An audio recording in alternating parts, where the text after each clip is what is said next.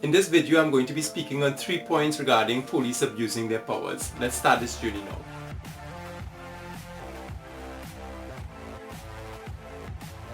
If this is your first time we're meeting, I'm David and welcome to my channel, The Legal Journey, where I speak about lifestyle and law.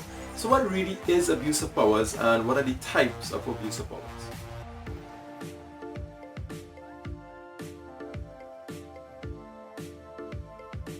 I will define abuse of power as the unlawful use of legal authority.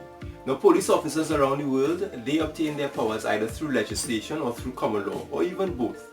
Ideally, the use of these powers are there to protect and serve as well as to maintain peace and order. Now, commendably, there are many officers who perform their functions well and they deserve a round of applause or even a standing ovation. And then there are those officers who perform their functions in very questionable ways. Some examples of abuse of powers by police officers would include police brutality and torture. It would include excessive and unreasonable use of force, as well as malicious and prejudicial motives behind the performing of their functions.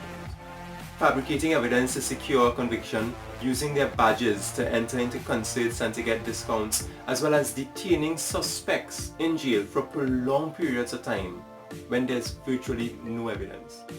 And the list goes on, taking bribes and blackmailing citizens, engaging in fraud, corruption and theft, as well as extrajudicial executions.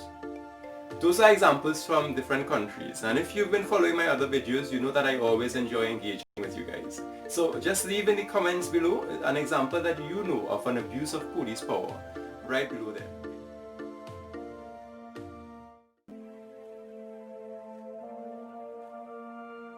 So research shows why some officers will abuse their powers. For example, the lack of manpower makes officers feel as though they have to reinforce their powers by using extra force. In addition, there's inadequate or inappropriate training for modern times. Further, you have police officers who have personal prejudices and biases. And let me go further. Insufficient pay for police officers, poor systems to keep police officers accountable and transparent, as well as unjustified resistance from members of the public, such as forming mobs and threatening and attacking police officers while they're performing their functions. The purpose behind this video is for us to start conversations to look at systems to reduce the abuse of powers by police officers, not to attack officers.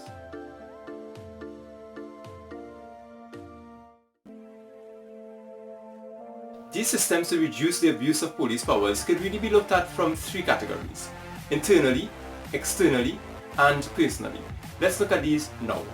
Internally, I believe that there's need for continuous training and education of police officers to deal with modern times.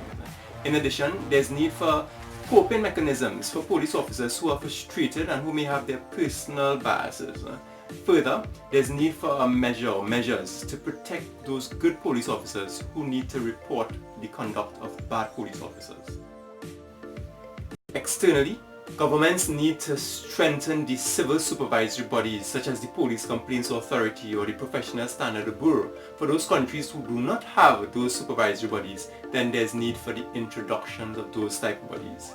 In addition, there's need for us introducing the use of technology, such as police officers insisting that they use their body cameras whenever they're going out, in addition to having those vehicles have audio and video recordings. There's need for those measures. Further, persons are able to make reports of instances of abuse of police power either to the Police Complaints Authority or the Professional Standard Bureau or whatever civil supervisory body your country has. And the final system is personally. As citizens, we have mechanisms to keep police officers accountable and transparent. This starts off by us actually researching the law and knowing what our legal rights and privileges are so that no one could abuse those rights. In addition, persons use social media, Facebook, YouTube, Instagram and other forms and other platforms so that they can report any actions of abuse of police powers. In addition, there's the writing of your editor at your various newspapers or writing to your government representatives so that they can also bring awareness and take action to address this issue. In all this, the judiciary has a very important role because the judiciary is there to protect our rights against any abuse by police officers. So if you have any issue with a police officer, the best place to really deal with that is through the courts of your country. So while we bring those bad officers to justice, my encouragement is that we lend support to those good officers who are hardworking and actually performing their functions within the law. And if you agree with me, just hit that like button and lend that support to those officers. Also, if you haven't already, make sure that you subscribe so you get all of my videos on a weekly basis, and leave a comment below. Tell me how I could improve these videos for your benefit. I'll see you in my next video. You take care.